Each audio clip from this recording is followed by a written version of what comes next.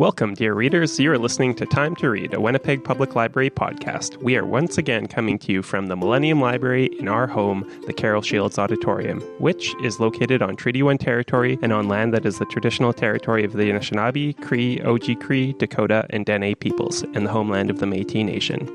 In this episode, we will discuss poetry by poets. I'm Alan Chorney, branch head of the Transcona Library, and the poet I'm championing today is Charles Bukowski. To my left is... Hi, I'm Erica Ball. I'm the branch head at Fort Garry Library. I had picked for Poetry Month Dorothy Parker, but I'm going to bring in a couple of other people as well, because that's how I do. Hello, everybody. I'm Trevor. I'm the poet laureate of the Louis Riel Library, and to my left is... Nice. I'm Kirsten, and I am the librarian over at Harvey Smith Library. Harvey Smith was not a poet, but I am championing Katrina Vermette, who does sometimes come and pick up her holds at Harvey Smith, and I'm always all aflutter. Oh, I forgot to tell everyone my poet. I am apparently championing Robert Frost. Apparently. There you go. Exactly right. Well, we'll see what happens. Perhaps I might bring another one in, just to pull an Erica. Stay tuned. A good book can carry me away from an average and ordinary day, yeah. So keep it down, leave me alone, close the doors and turn off the phone, 'cause all I ever really need is a little more time to read. And you, dear readers, we couldn't do this without you. We're excited to hear what poets you want to champion. It's your questions and comments that form the heart of our discussion, so make us laugh or make us cry by emailing us at wpl-podcast.winnipeg.ca or leave a comment on our website, wpl-podcast.winnipeg.ca. Find out if your comments made it on the air by subscribing to Time to Read on iTunes, Stitcher, or your favorite podcast service. In a moment, Erica will start by answering the softball question, what is poetry? After which we will discuss poetry. You can get in on the conversation by emailing us at wpl-podcast@winnipeg.ca, and don't forget to stick around for the end for a special segment, Nerd Words for Word Nerds. If poetry scares the bejesus out of you, don't worry, sometimes it scares the bejesus out of me too, so I'm going to turn it over to Erica to assuage our fears. I think it's assuage. I thought you said massage our fears. Was it a combination word? I actually have a book of modern English usage on my desk at the library. I'm going to look into that tomorrow. And now that Alan said bejesus twice, Daz is going to have to put another explicit warning. Explicit warning on there. Is bejesus explicit? Did I say it wrong? Well, this is actually making me feel better because there's a word coming up that I'm not sure how to pronounce. So poetry. I am in no way qualified to talk about what poetry is. So I went to that fount of all knowledge. Fount of all knowledge? Fount. I think it's fount. Of all knowledge, Wikipedia, to see what it had to say. It said, poetry, the term derives from a variant of the Greek term poiesis, or making, is a form of literature that uses aesthetic and rhythmic qualities of language, such as phonoaesthetics, sound symbolism, and meter, to evoke meanings in addition to, or in place of, the prosaic ostensible meaning. And I really like the phrase prosaic ostensible meaning. Mm-hmm. Poetry has a very long history, dating back to prehistorical times with the creation of hunting poetry in Africa, and panegyric and elegiac court poetry was developed extensively throughout the history of the empire of the Nile, Niger, and Volta River valleys. Some of the earliest written poetry in Africa can be found among the pyramid texts written during the 25th century BCE. Poetry uses forms and conventions to suggest differential interpretation of words or to evoke emotive responses. Devices such as assonance, alliteration, onomatopoeia, and rhythm are sometimes used to achieve musical or incantatory effects. The use of ambiguity, symbolism, irony, and other stylistic elements of poetic diction often leaves a poem open to multiple interpretations. Similarly, figures of speech such as metaphor, simile, and metonymy create a resonance between otherwise disparate images, a layering of meanings, forming connections previously not perceived. Kindred forms of resonance may exist between individual verses in their patterns of rhyme or rhythm. So there's a bunch of beautiful words to talk about. A lot of beautiful poetry. words, actually. Yeah, it cleared it all up. I'm going to surreptitiously be checking Google now for the rest of the podcast, trying to figure out what half those words mean, but that's all right. That's all right. But just go back to Wikipedia and click on all the links on all those words so that you can get more information about. Good overview. Thanks, Wikipedia. Yeah. So as we alluded to at the top of the show, we all chose a poet to discuss or not discuss. But Does anyone? I don't know why I said that. I don't know it's an option. It's because we chose the poem, The Poets, weeks ago. Right. And since then, Oh, I he's mean, like, giving you an out for I've been you, like, right? oh, it's a poetry. It's a poem thing. It's a poetry, whatever. Right. And so I've been, and then especially like local poets keep popping across like my desk and stuff. So I've sort of been just sort of nibbling in all kinds of poetry this month, which is good. More so than usual, do you think? Yeah, definitely more so than usual. I don't really read poetry so much. I feel like it's one of those weird things where all month I've been like noticing poetry more, and I'm like, is this just a coincidence, or is it one of those things where because I'm thinking about it, I actually pay attention?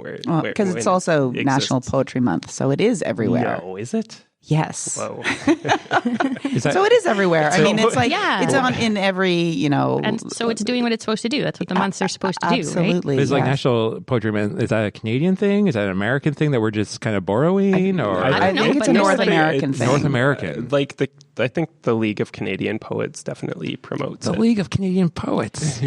That sounds amazing. And then the American version, too. yeah. Version of the League. American League of Yes, Canadian yes, Poets. Yes. And what about the Europeans? Why aren't they celebrate poetry? They celebrate probably- poetry every day. every month. Yeah.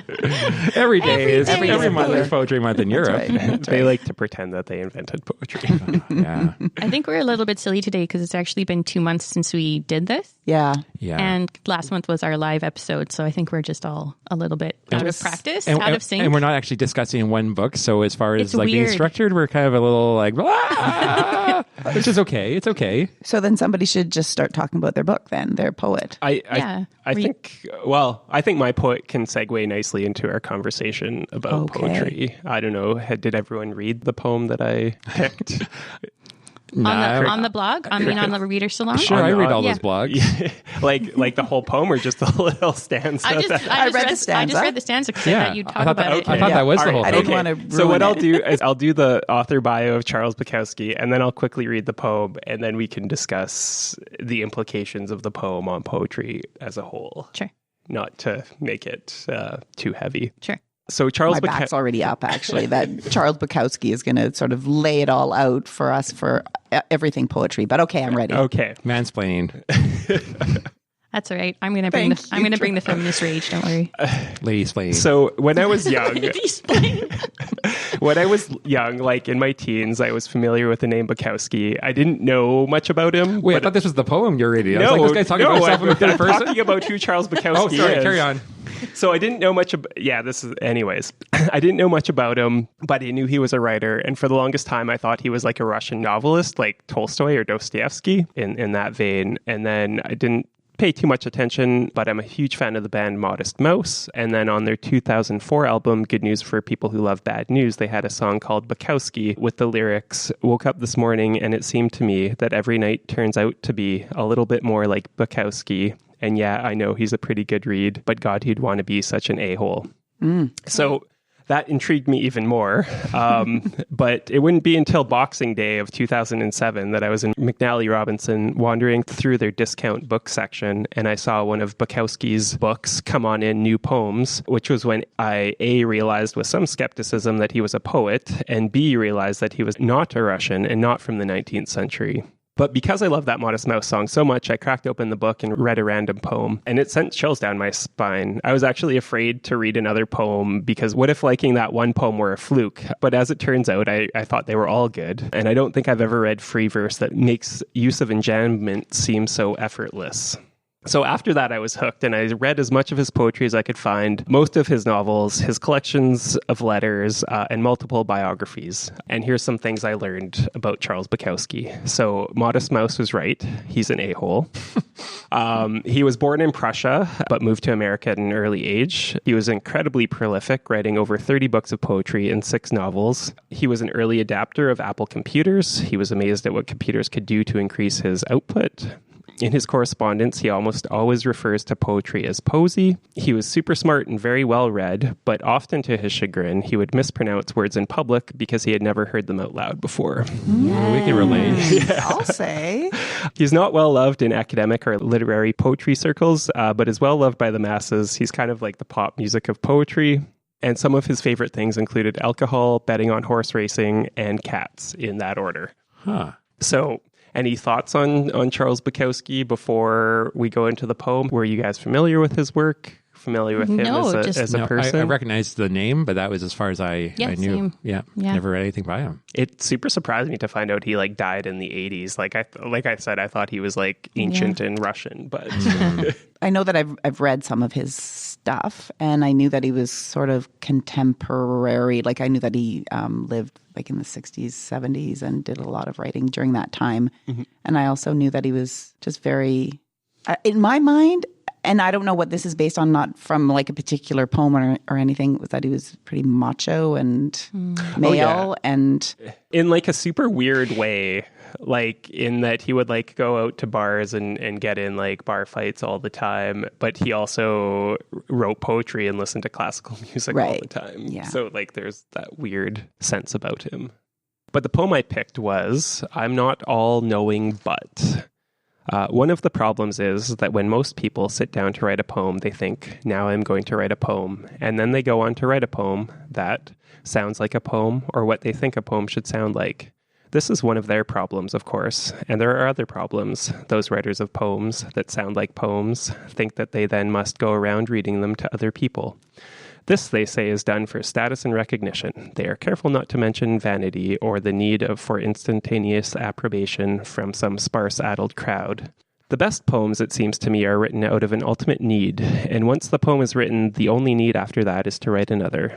And the silence of the printed page is the best response to a finished work. In decades past, I once warned some poet friends of mine about the masturbatory nature of poetry readings done just for the applause of a handful of idiots. Isolate yourself and do your work, and if you must mix, then do it with those who have no interest at all in what you consider so important. Such anger, such self-righteous response did I receive from my poet friends that it seemed to me that I had exactly proved my point. After that, we all drifted apart, and that solved just one of my problems, and I suppose just one of theirs. Ooh, pretty good. So that's, I guess, one of my favorite poems of all time, just about the nature. It talks about the nature of poetry and what it is and what it means to different people. And the nature of poets. And the nature of poets, yes. Which I guess it addresses some of the stereotypes about poetry. Who reads poetry? Only poets read poetry, stuff like that. Yeah, and there's certain forms that it has to sound like, and how that those kinds of preconceptions that people have. And the idea that, well, who can understand poetry, right? Or they had this disdain for it too, because poetry is something back in the olden days that you would have to actually memorize for school. And why? It did make me think about this book that I picked up, The Hatred of Poetry. Yeah, I totally meant to read that. By Ben Lerner. It's like one big long essay about the hatred of poetry.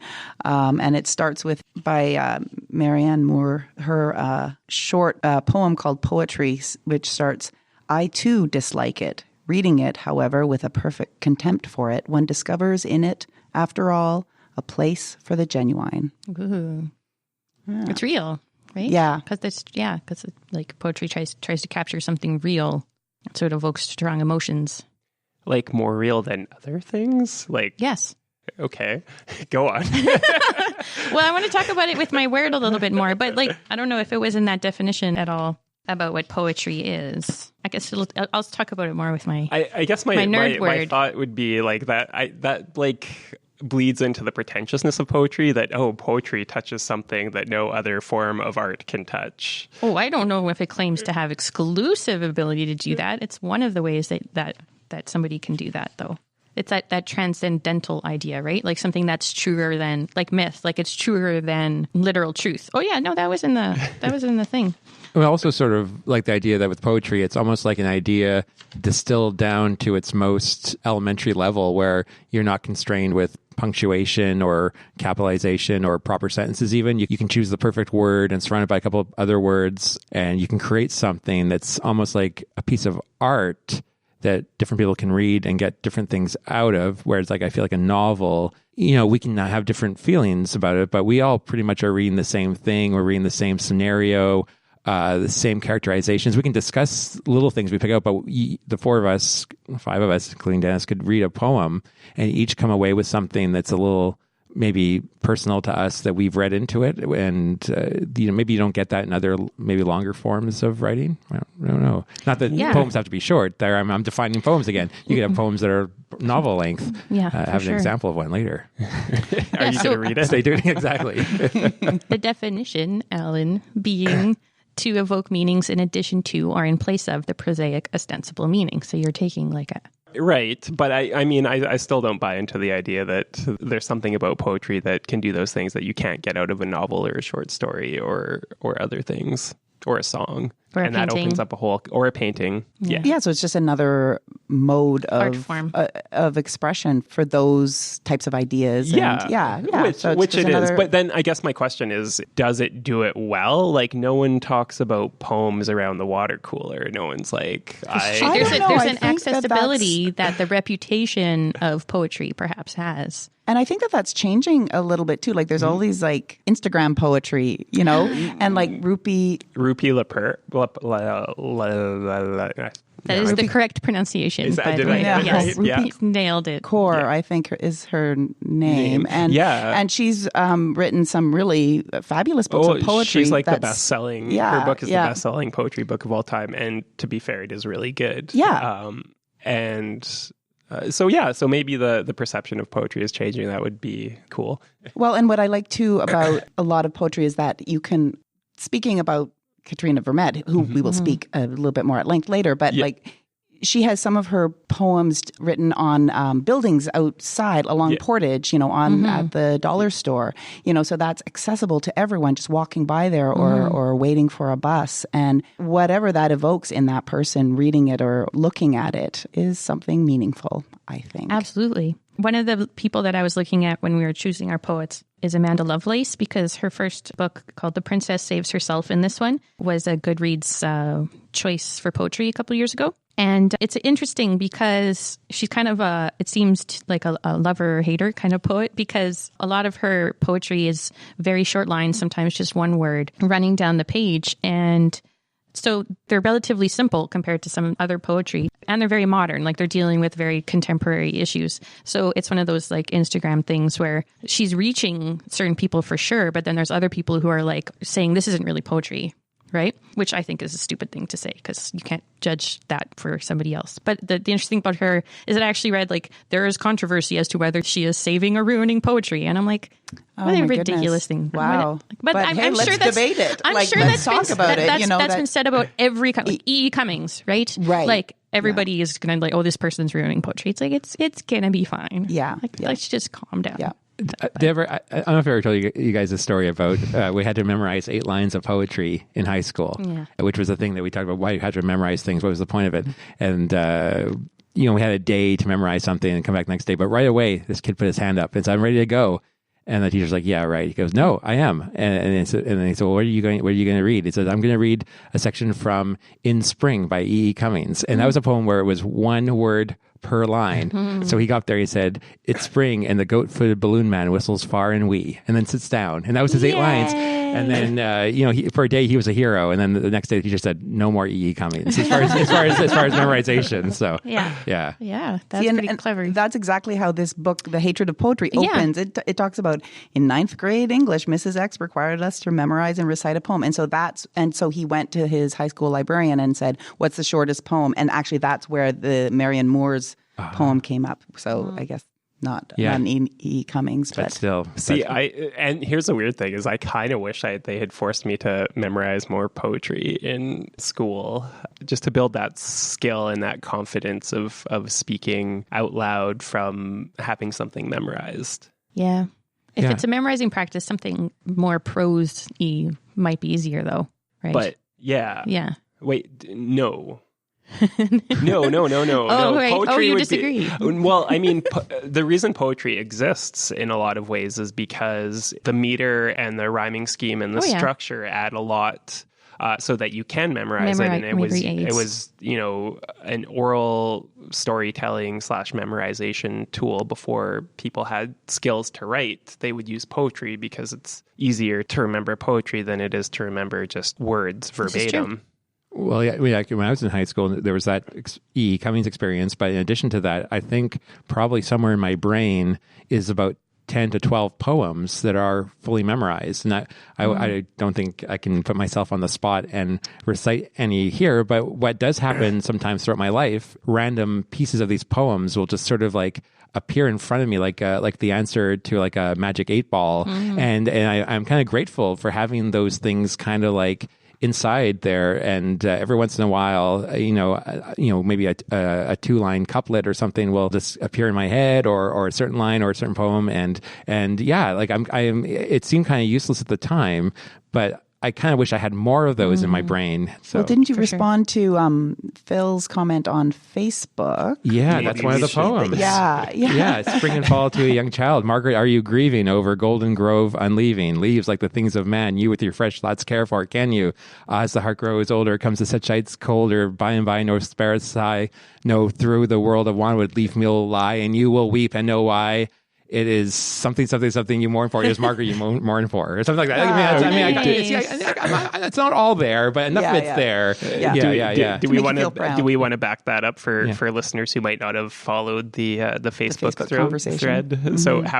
So Phil wrote in, and he gave a great paragraph, but he said, I like poetry in general because I can read a poem many times over and feel like I'll never really plumb the depths of it. I feel like it's the kind of thing that takes a lifetime to appreciate and understand, and that's what I like most about it. And he talks about his favorite poets being Walt Whitman and Gerard Manley Hopkins. And I'm assuming, so the poem you just quoted, I missed that. Yeah, that was Gerard Manley Hopkins. Was one of the poems, one of the 10 that are mostly up there. I mean, I don't have it all, but a few gaps. In there. Yeah, but enough that's there that every once in a while it comes back at me. Kind of like a bad burrito.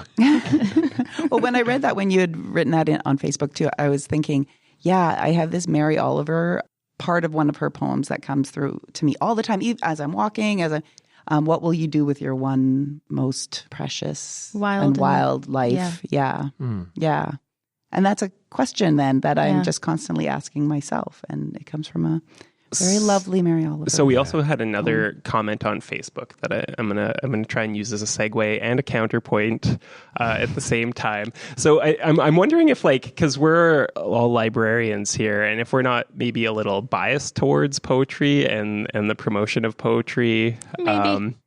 And so then you have comments from people like Marlene, who says, in response to, do you have a favorite poem? She's like, don't have a favorite, and I can take it or leave it, like Robert Frost Once Upon a Time. I thought that was like the best comment ever. And I feel like I'm a little down on poetry in this conversation right now, but most people I don't know. I read more poetry than most people I know, and I don't know, I guess, many people who do read a lot of poetry. But we can also segue into Robert Frost, because that was Trevor's. Sure, yeah, absolutely. Alan, when you asked us each for a poet and a book, for the blog post to promote this episode, to me it sort of acted almost like a Rorschach inkblot test, where there's sort of like, what's the first thing you think of when you think of poetry? And for me, you may have guessed, it was a poem that I had to memorize in high school. And so the poem I chose was by Robert Frost, which I'll read in a sec. But I mean, it feels like Robert Frost doesn't really need any introduction. He was arguably one of the greatest American poets of the 20th century. He was famous sort of for his pastoral nature poetry of, living on a farm in New England. And interestingly, like most of his really famous poems, like Mending Wall, The Road Not Taken, the one I'm about to read, were all published like in his young life. And then he went on and lived the rest of his life kind of coasting on these early poems. And he had great notoriety during his lifetime, which isn't always the case with poets. Often they live these really hard lives and have other jobs and things. But he seemed to just, he was able to eat out many nights for free because he was Robert Frost. And the culmination of it was during JFK's inauguration. He invited Robert Frost to come to deliver a inaugural poem that he wrote, but the sun was so bright on his pages during the inauguration, he could not read it, Robert Frost. And so he just gave up and then recited from memory one of his older poems, which was kind of cool. And it was actually one that JFK asked Robert Frost to read initially. He's like, no, I'm going to write something new. And they couldn't even read it. So it wasn't until after he died. So the book I chose was called In the Clearing. And the reason I chose it is because it was the last book that Robert Frost published in his lifetime. And I was kind of curious to see, what does a poet look like after they've had their heyday? And just like you can see, like with musicians, I love U2. Are they still putting out great albums? Who's to say? And so I wanted to sort of see what, Robert Frost looked like, at the end of his life. And you know what? They're not great poems, but there was one in there that really kind of stuck with me, and I felt it was kind of like the evil twin to the one that I picked for the blog post. So if it's all right, I might read just both of them back to back and just see what you guys think. So the first one, the famous one, is called Stopping by Woods on a Snowy Evening. Whose woods these are, I think I know. His house is in the village, though. He will not see me stopping here to watch his woods fill up with snow. My little horse must think it queer to stop without a farmhouse near, between the woods and frozen lake, the darkest evening of the year. He gives his harness bells a shake to ask if there was some mistake. The only other sound's the sweep of easy wind and downy flake. The woods are lovely, dark and deep, but I have promises to keep, and miles to go before I sleep, and miles to go before I sleep. So, there it is. There it is. But then in his last Frost, collection, there's this poem called The Draft Horse. And I didn't think Robert Frost could still surprise me, but let me just read this. So, and keep the imagery of Stopping by Woods in your mind when you hear this, because I feel like this is almost like related, linked somehow. The Draft Horse. With a lantern that wouldn't burn, in too frail a buggy, we drove behind too heavy a horse through a pitch, dark, limitless grove. And a man came out of the trees and took our horse by the head and, reaching back to his ribs, deliberately stabbed him dead. The ponderous beast went down with a crack of a broken shaft, and the night drew through the trees in one long, invidious draught. The most unquestioning pair that ever accepted fate, and the least disposed to ascribe any more than we had to hate, we assumed that the man himself or someone he had to obey wanted us to get down and walk the rest of the way. Ooh. Some guy goes out the woods and stabs their horse. Quite different. Totally different imagery. Yeah, and the idea then, rather than this horrible event happened to these people, and that they just kind of keep going. Oh, well, I'm still going to get to my... Yeah. So anyway, so maybe even though it was his last collection of poetry, he still had surprises in there for us to read. So it's funny. I was just looking at that last collection that you brought with us as a visual prop for this audio podcast. And right at the very end there, it says that at age of 83, Frost still hesitated to call himself a poet, insisting it's for the world to say whether you're a poet or not. Interesting. He's a poet. What makes one a poet? Do you have a definition? One who writes poetry. Okay. Maybe that's a good time to all pat ourselves on the back for being poets. Yes, very interesting. So before we started recording today, Trevor had us do an exercise where we collaboratively, the four of us and Dennis, wrote some poems. I don't know, Trevor, if you want to explain the process that we went through, or if we should read the poems first and then explain the process. Why don't we read the poems? Okay. And then, like a terrible magician, show our tricks afterwards. Okay. How does that sound? Like a Penn and Teller sort of thing? Yeah, this maybe. is the trick and this is how we did it. Okay. And be sure to write in if you have any favorites of the poems that we've Yeah, we written. won't tell you who wrote which. Well, I guess eventually we'll figure it out. But I was going to say who wrote which one. But I'm going to say the title of my poem last. I tell myself I could reach across and touch you, but would you feel it? The body remembers, but the body remains not. The only thing left is the hunger. And it's called The Cheeseburger Ode. Oh, that's great. Yeah. I like that. Yeah. That's a good one. And you'll have to tune into our show notes to understand why cheeseburger is a in joke. So the poem that I have in front of me is called Narcissus. The frozen pond mirrors my heart. I stand like Narcissus, mesmerized by the unyielding ice. Why, oh why, do I stand alone, left here among the cruel gray and white? Oh my gosh, that's really good too. Oh, you guys, We are poets. We are poets. Only as a group. No, those were both good. The monster. My wife, my life, my life. To live without you would be strife. I sing a song, I play the fife.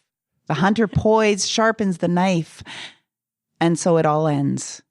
Life. Oh.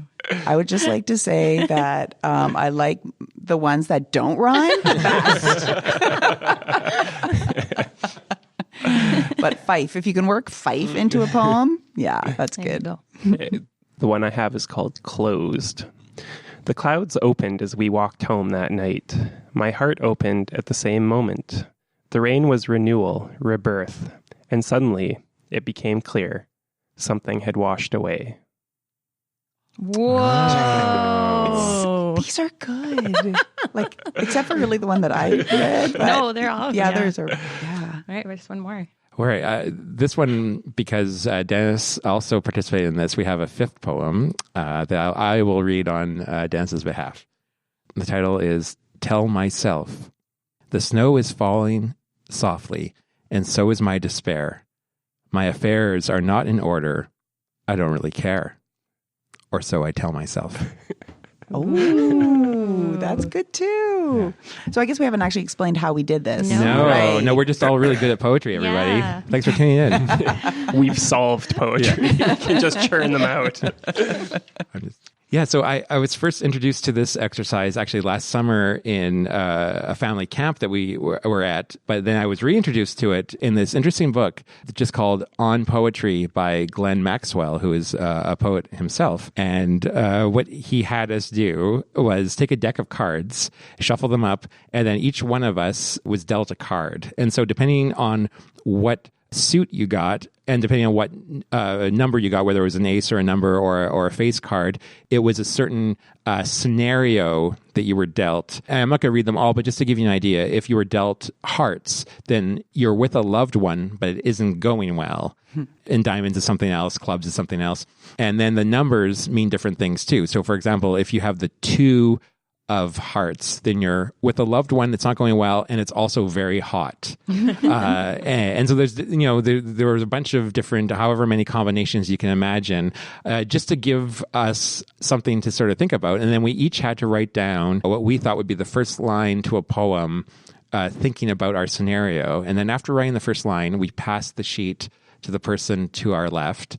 And then that person had to read that line and then try to come up with a second line that would sort of honor the spirit of the first line, and then pass again. And then the person would then get 2 lines and try to do the same. And the result, we didn't know what the result was. And we didn't actually read them out till just right now. So it was kind of It was fun. That was fun, yeah. And so I guess, That's my kind of party game. Yeah, actually. and so I mean, poetry, it can mean anything, right? And it's not just about reading it and appreciating it, but anyone can make poetry, even us goofballs here. With your friends. Yeah. So good job. it's a fun exercise. That was a fun exercise. Howdy, folks. Steve Locke here, local poet and writer.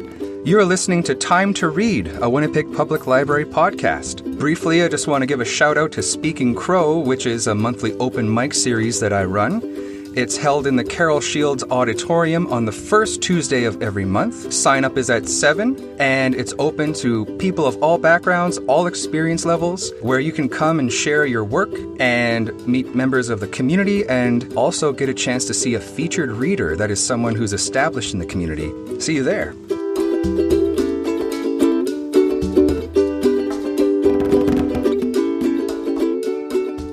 It is amazing then when you do read some poems and the work of some poets where it really is quite profound and has Very such carefully meaning. crafted. And yeah. So That sounds like a good segue into your poet. That would be great. My poet is Katrina Vermette, who I'm sure most Winnipeggers know, hopefully most Manitobans and Canadians know. She is a Métis writer, novelist, creator, artist living here in Winnipeg. She won the Governor General's Literary Award for Poetry in 2013 for North End Love Songs. And the book that I am talking about today is River Woman, which I will also hold up as a prop.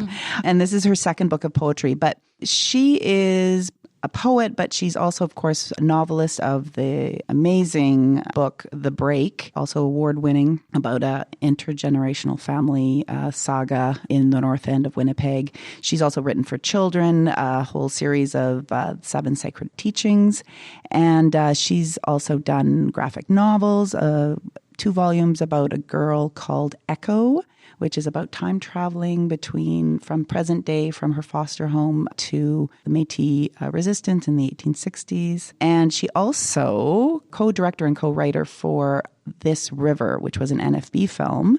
And I'm going to put a link in the show notes to that because it's also this amazing, very, very short film that you can watch on the internet, a very personal perspective, Indigenous perspective of the river when searching for loved ones. So rivers are very constant, it seems, in a lot of her work and certainly lately. So River Woman is the second book of poetry. It was published in the fall of 2018. My birthday's in the fall, and so my son actually gave me this book for my birthday. And this is why I can never get rid of books, because my family always writes in the books. And so that becomes meaningful for me too. And so Isaac had written in there, I hope you can savor these poems. And that's exactly, I think, what you do with her poetry. It's also very sparse, very minimalist. It's a book that you can read in one sitting. It's very personal and it turns very political. And there are great pieces to read out loud. I think poetry is very much, a lot of poetry is like that, to read it out loud. I like to walk a lot in Winnipeg, and I walk a lot by the river and down to the river, and I sit by the river. So I wanted to read the poem that I had put on the blog called River Story. It's very, very short. So it's in the second part of her collection. River Story. I search for stories of the river, scratch at the surface, dig deep, pull at bits of limestone and other forgotten things, but I can't find them, those things that we were never supposed to lose. I wait to hear the stories of the river, sit at the edge, scoop up the silence.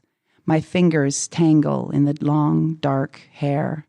There is always long, dark hair. That is where our spirits linger, left behind to wander the waves.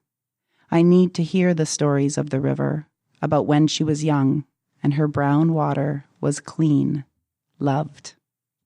Yeah. So, and I think this is a collection, I've already read it a few times through, and it's something to kind of revisit. I also loved her North End Love Songs as well, which was a book that the library had as one of their on the same page books. And I know we organized a program where we had a bus that took folks on a bus tour of the North End, and Katrina Vermette was there and read aloud from her stories, which was amazing. So I think she is a gem, and all Winnipeggers should know her.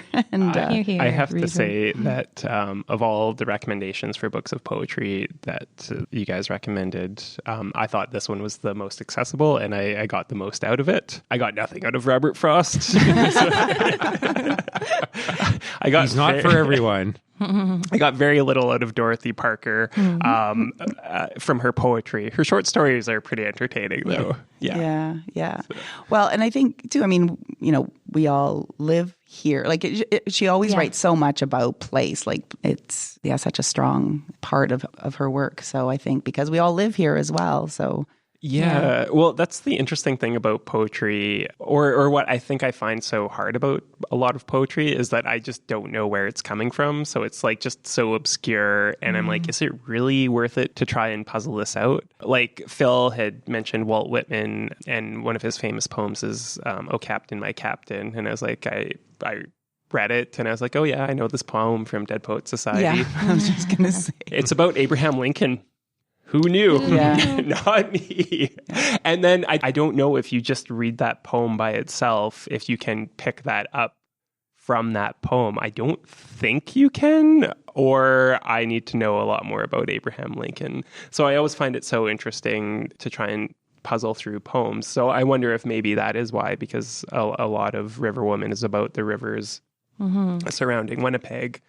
So if that's subconsciously brings more meaning to the poems for me. Well, and because it's so accessible, I think it's also then makes it a really important book for folks to read, because it does, it does get very, very political as you get deeper into it. And, she really does sort of confront colonization and, and as settlers, I think to read these poems coming from her that are so personal and really sort of expose these wounds, it's important and accessible and necessary. And very, very necessary. So it's kind of interesting you should mention that, because the poem that I didn't read, because it made me super uncomfortable, by Robert Frost, was the one that he read at JFK's inauguration. And it pretty much is a celebration of colonization. My God. It's when I was reading it now, like from a 2019 perspective, I was like, it's called The Gift outright. And anyway, you can seek it out. I'm not going to read it, but I'm just going to say, 4 Pulitzer Prizes notwithstanding, he's a bit outdated. Just a little bit. Right. I feel like, okay, so now would be a good time to bring in Dorothy Parker, because she's also was a kind of political activist, commentarian. She did a lot of political commentary and pointing out the foibles of the world in which she lived. And she wrote a bunch of different kinds of stuff. So I'll talk about her a little bit, and then I'll talk about kind of narrow in. So Dorothy Parker was born in 1893. She was an American poet, writer, critic, and satirist based in New York. She was best known for her wit, wisecracks, and eye for 20th century urban foibles. She rose to acclaim for her literary works published in such magazines as The New Yorker. She was one of the first people to have works in The New Yorker, and is a founding member of the Algonquin Round Table. Following the breakup of the Circle, Parker traveled to Hollywood to pursue screenwriting. Her successes there, including 2 Academy Awards for, interestingly enough, the 1937 Star is Born, were curtailed. I did not know that. For two nominations. Her successes were curtailed when her involvement in left-wing politics resulted in her being placed on the Hollywood blacklist. Dismissive of her own talents, she deplored her reputation as a wisecracker. After the United States entered the Second World War, Parker and Alexander Woollcott collaborated to produce an anthology of her works as part of a series, and that was republished as the book that I read this month I didn't read the whole book, honestly. The Portable Dorothy Parker, which brought together a bunch of her different publications. And hers is one of 3 portables in the series that have remained in continuous print. The other 2 are William Shakespeare and the Bible. Whoa. She died in 1967 of a heart attack at the age of 73. In her will, she bequeathed her estate to Martin Luther King Jr., and he was apparently surprised. and his estate was surprised. Following King's death, her estate was bequeathed by his family to the NAACP. Wow. Her executor, Lillian Hellman, bitterly but unsuccessfully contested this disposition. Her ashes remained unclaimed in various places, including her attorney, Paul O'Dwyer's filing cabinet, for approximately 17 years. In 1988, the NAACP claimed Parker's remains and designed a memorial garden for them outside its Baltimore headquarters. Wow. So I thought that was an interesting thing. Dorothy Parker, I'd never read. I'd always heard about and always felt like I should read. And I'm really glad I did, because she was, I feel like, one of those first women to actually just be famous for being who she was. Like, she wrote commentary on books. She wrote commentary on popular culture. She published in a bunch of different magazines. She wrote short stories. She wrote poetry.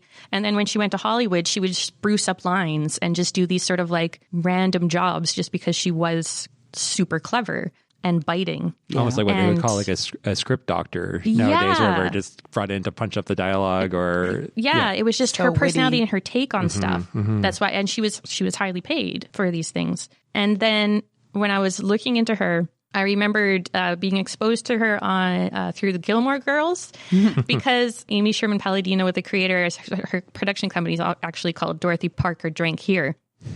And when I was reading reading her poetry, I kept coming across lines of things that I didn't know were Dorothy Parker. One was quoted in Gilmore Girls, where Rory is reading The Portable Dorothy Parker, and it's from a piece called Coda, and it goes, "There's little in taking or giving. There's little in water or wine. This living, was never a project of mine. Oh, hard is the struggle, and sparse is the gain of the one at the top. For art is a form of catharsis, and love is a permanent flop. And work is the province of cattle, and rests for a clam in a shell. So I'm thinking of throwing the battle. Would you kindly direct me to hell? So she's a very, and then there was another random line from Gentlemen Prefer Blondes with Marilyn Monroe, where her character the whole time needs glasses, doesn't want to wear glasses, and she's finally asked about it, and she says, "Oh, you know what they say about women who wear glasses?" And the fellow she's talking to says, "No, what?" And she says, "Men aren't attentive to women who wear glasses." And I'm like, I just thought that was like a funny thing that she thought people said, but it turns out there's a Dorothy Parker line: "Men don't make passes at women who wear glasses," which I didn't actually know about. So reading Dorothy Parker was sort of like understanding the underpinnings of a lot of references that I'd never and I feel gotten like, before.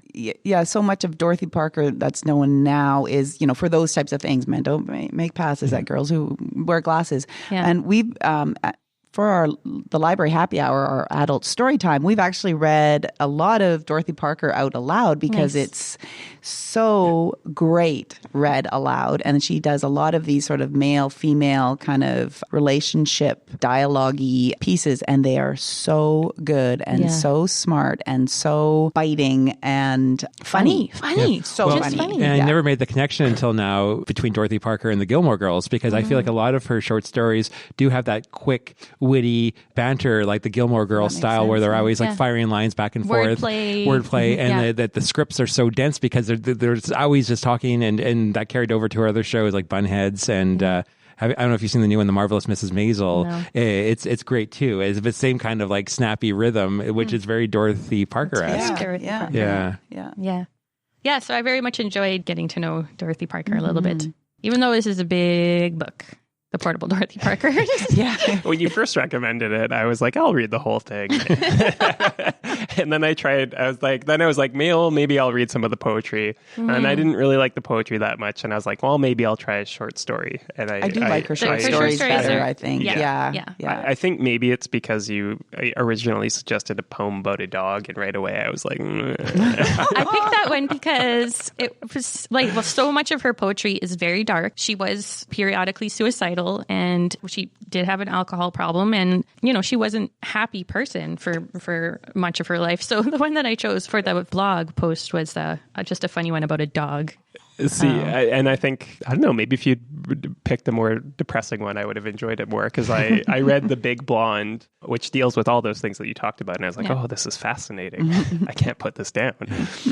Good. That's her, I think that's her like most celebrated story. So if you want to dip your toe into a short story by Portable Dorothy Parker, it's The Big Blonde. Do I have time just to mention one more person? You have all the time in the world. I just wanted to, because when I was looking into like, how am I going to define poetry? Poetry magazine is a thing. And I'm like, okay, Wikipedia is like, did you mean poetry magazine? I'm like, okay, sure. Like poetry magazine. And I remembered, and I tweaked something in my brain. Poetry magazine was founded by a lady named Harriet Monroe. Does anybody remember Harriet Monroe? Yeah, we learned about her from the Chicago, the Great White Devil in the White City. That's right. Yeah. She was the one that kept popping up, right? She kept popping up. She wrote a terrible poem. Nobody could hear her. Right, during the thing. In the Devil in White City says terrible. Yeah. She was commissioned to do that, I believe, and she was paid for that terrible poem. But anyway, so she was the founder of Poetry Magazine in 1912, and we read about her a little bit when we did Devil in the White City. She was the sister-in-law of one of the architects, John Wellborn Root. And it really seemed based on that book that she was very much in love with him. But she wrote a lot of letters, and so her letters form a lot of our written record about that time period and about the Chicago World's Fair. But she was also kind of neat. She was very broke until she sued the New York World for publishing a poem without her consent, and she was awarded $5,000. And with that and help from a publisher, she convinced 100 prominent Chicago business leaders to sponsor the magazine Poetry by each committing to $50 a year for a 5-year subscription. So this, coupled with her settlement, launched the magazine in 1912, while upholding its promise to contributors of adequate payment for all published work. She was the editor for the first 2 years without salary, and simultaneously worked as an art critic for the Chicago Tribune. By 1914, the magazine work was too much to accomplish while working other jobs, so she resigned from the Tribune and accepted a salary of $50 a month for the magazine. She continued editing the magazine until she died in Peru, at age 75, while on her way to climb Machu Picchu, the high altitudes reportedly triggered cerebral hemorrhage, which caused her death. So there's just another interesting lady in the history of poetry that I thought I'd mention, especially because it tied into one of our previous totally. books. Sure. If we're making honorable mentions of poets, I have one quick one I want to mention. Go ahead. No. Well, We can I always was just get it going to out. say we had someone write in with a favorite poem. Oh, sure. Okay, sorry. So Christy wrote in via email, and she said, one of my favorite poems is Advice on Being a Man by Winnipeg poet Maurice Maroux, from his poetry book, Fear Not. The poems in this book resemble biblical psalms in form, but not exactly in subject. Around the time it was published, 2008, Christy was fortunate enough to attend a reading by the author and found this particular piece striking. Some of the advice is pretty good, and somehow, even though it is humorous, it is also incredibly touching. Dads are awesome. So the poem is, like I said, Advice on Being a Man. And should we read the poem? Yeah. Since it's been talked up so much. So Advice on Being a Man by Maurice Maroux for my son Jeremy at 17. 1. Never use the fly in your boxers. If there are exceptions, don't remember them. 2. Remember that a nuthatch is smarter than the poplar tree it clings to. 3. Always shoulder check. Blind spots are real. Change is real. And metal sluices through flesh. 4. Never call back for clarification except if you change your mind. Change your mind like a cat, completely and quickly. 5. Remember, if you have to cry in front of a woman or someone you love, especially a man, save it up, then pour it out like a seawall. Let yourself choke on the salt. Leave the stains on your face like an alkali pit or a deserted dock. Cry silently. 6. Remember that the crow in the tree watches the cat. 7. Never be the crow. 8. Remember seeing your first lover getting out of bed and how the light plays over you both. 9. Always stare at the moon after you have sex. 10. Never wear a polka-dotted tie. 11. Remember, I love you and I may not speak every word of this out loud. 12. Always call home on Sundays. I will wait for your call. Lovely. Trevor, did you want to do yours? Sure, yeah. I had one quick mention of a poet. I feel like as librarians, I would be remiss not to mention Philip Larkin, who was a British poet, 20th century, who, in addition to being a poet, was also a librarian at the very dismal-looking University of Hull Library in Northern England. And I first discovered him reading the Lemony Snicket's series of unfortunate events, because Count Olaf's final words in the series were actually taken from Philip Larkin. Now, I won't read the whole poem because it's kind of sweary, but I will read the last stanza, which is Count Olaf's final words. Man hands misery on to man. It deepens like a coastal shelf. Get out as early as you can and don't have any kids yourself. He was a grump and he was kind of a curmudgeon, but I kind of like Philip Larkin. Yeah. Aside from the thousands of books of poetry available through your Winnipeg Public Library's 20 branches, your library card also gives you access to the Poetry and Short Story Reference Center, an online database available through our website. This database includes more than 700,000 classic and contemporary full-text poems and over 50,000 full-text short stories. You can search for keywords to find poems. Try classic poetic terms like love, heartbreak, or tax return. Browse through categories like poetic forms, themes, and techniques to find examples of didactic poetry, madrigals, or limericks. Or check out the Poem Analyses category and read about some of the controversy surrounding William Wordsworth's A Slumber Did My Spirit Seal. There's plenty to dig into here. To access this database, go to winnipeg.ca/library, click on the Databases button, and click on the link for the Poetry and Short Story Reference Center. And now it's time for everyone's favorite segment, Nerd Words for Word Nerds, the part of each show where our hosts boil down their most prevalent thoughts of the past month into one word. Do we have any takers I to want go to go first? first because mine is related to poetry very much. Exactly. Is that all right? Yes. Is it poetry? Is poetry your word? It's poesis. Poesis. It's ancient Greek. And again, I tried to pronounce that correctly, but I feel like I did not. It's the ancient Greek word that poetry derives from. So in philosophy, it's the activity in which a person brings something into being that did not exist before. In the Symposium by Plato, Plato describes how mortals strive for immortality in relation to poiesis. Such movement can occur, it's quoting, such a movement can occur in 3 kinds of poiesis. 1, natural poiesis through sexual procreation.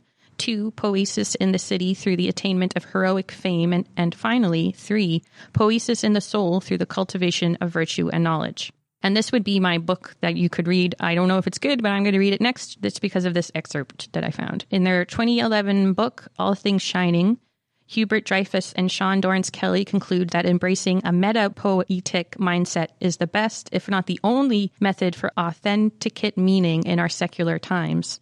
Quote, metapoiesis, as one might call it, steers between the twin dangers of the secular age. It resists nihilism by reappropriating the sacred phenomenon of physis, but cultivates the skill to resist physis in its abhorrent fanatical form. Living well in our secular nihilistic age, therefore, requires the higher order skill of recognizing when to rise up as one with the ecstatic crowd and when to turn heel and walk rapidly away. Furthermore, Dreyfus and Dorrance-Kelly urge each person to become a sort of craftsman whose responsibility it is to refine their faculty of poiesis in order to achieve existential meaning in their lives and to reconcile their bodies with whatever transcendence there is to be had in life itself. The task of the craftsman is not to generate the meaning, but rather to cultivate in himself the skill for discerning the meanings that are already there.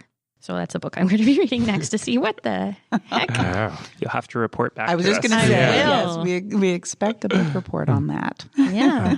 So poiesis. I also have a poetry related nerd word. It's metrophobia, which is the fear of poetry. Oh. It's actually a real thing that recognized by the American Psychiatric Association, and it's really people get therapy for this if they're afraid of poetry. Sometimes it started in school when people are told this is the way you have to understand poetry, and people feel like it's beyond them. People think that it's too complicated or to figure out. So I hope our podcast today has helped those of you that suffer from metrophobia, to see that poetry does not have to be unattainable. And another thing that might help is a book that I just discovered this week.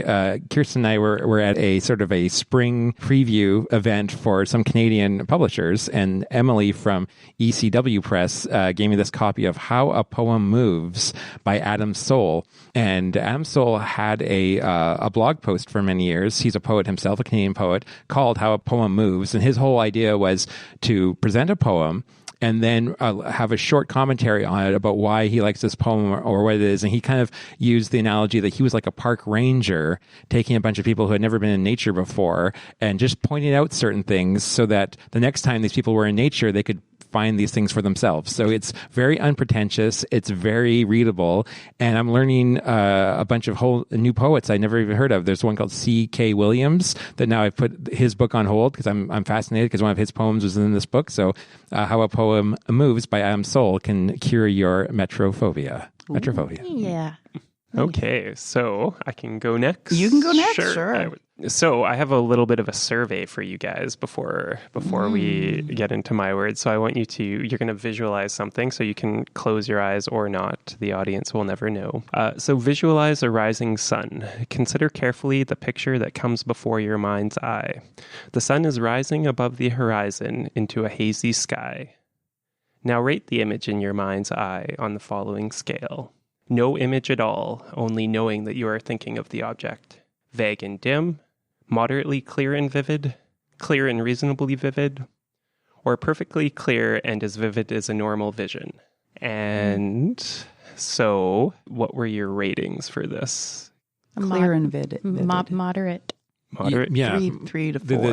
The one that wasn't the very highest one. Yeah. The next one down, the reasonably vivid. Like not as clear as vision. Right. Okay. Yep. So my word is aphantasia, which is, my definitions from Wikipedia, is the suggested name for a condition where one does not possess a functioning mind's eye and cannot voluntarily visualize imagery. So for me, when I visualize something, I have no image at all. I only know that I'm thinking of the object. I can't actually see the objects. And how this relates to poetry, one of the most interesting discussions I've had with someone about this is we were talking about how anything to do with like landscapes or talking about landscapes or the environment in books or poetry just like does like absolutely nothing for me, which is why Robert Frost was like I was like so bored. So a lot of poetry relies on visual imagery, which and so I don't really have a picture in my mind's eye. So I'm not sure if this is why I don't like poetry or if it's just a coincidence that I don't like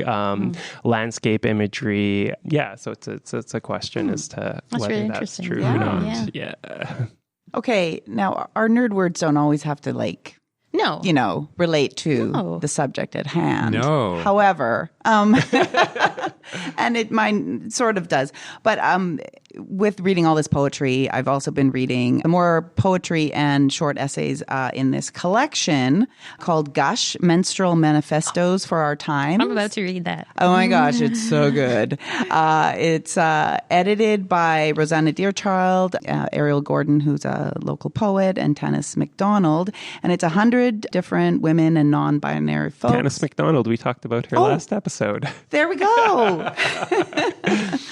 And so obviously they're all talking about menstruation and why I mean, there's some fabulous pieces in here, poetry. And one of the poems I read, it's actually the very, very last poem, and why it relates to the book that I had also brought to you, River Woman. This one is called The River Has a Mind of Her Own. And I'm just going to read just the first stanza by Sherry D. Wilson. No time to read runes on the fullest of full moons.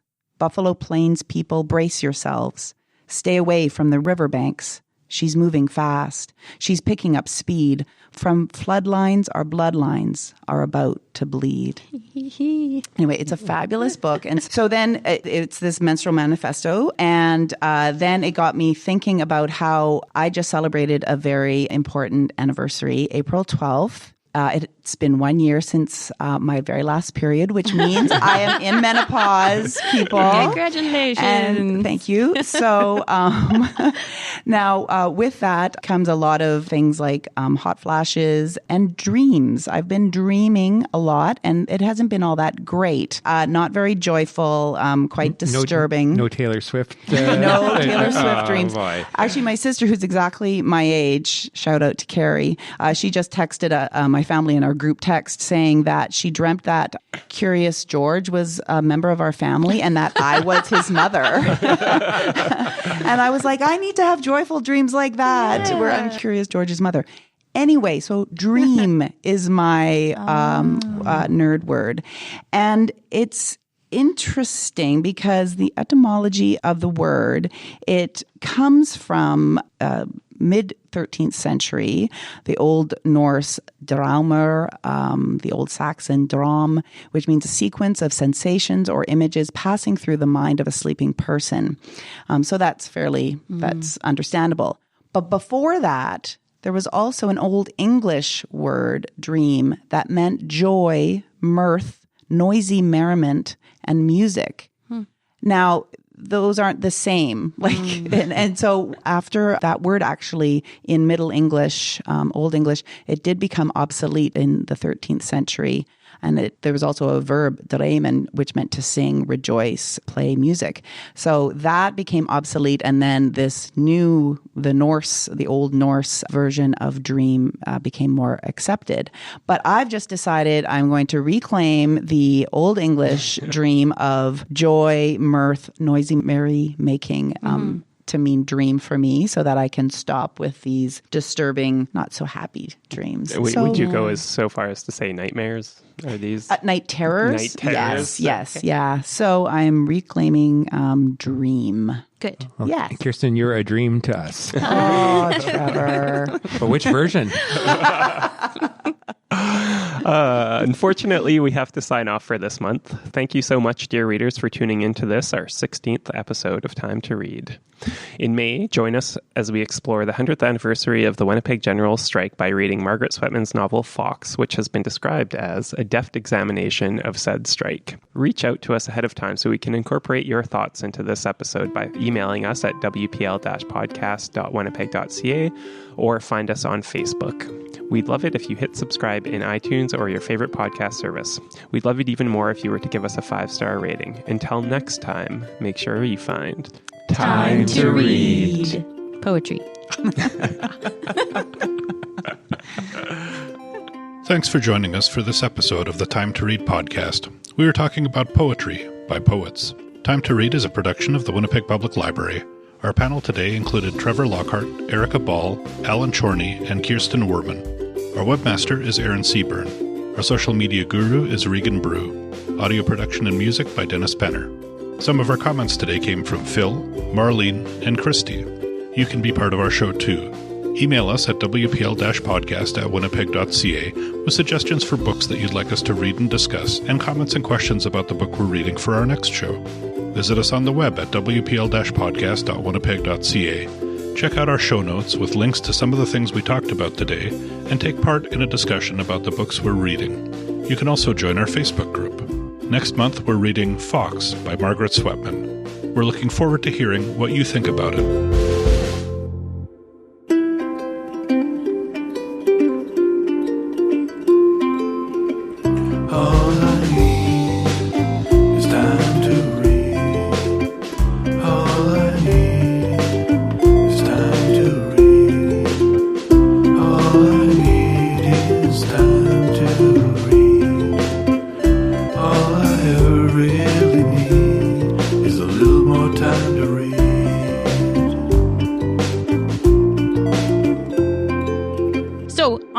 Podcast where there was like the thing about the shirts. Yes. I was wearing a shirt that I forgot to talk about. It's my introvert shirt. It says Introverts Unite. We're here. We're uncomfortable. We want to go home. Darn. There's always I thought next it was year. apt. There's always next year. Yeah. Anyway, I finally remembered to tell you guys.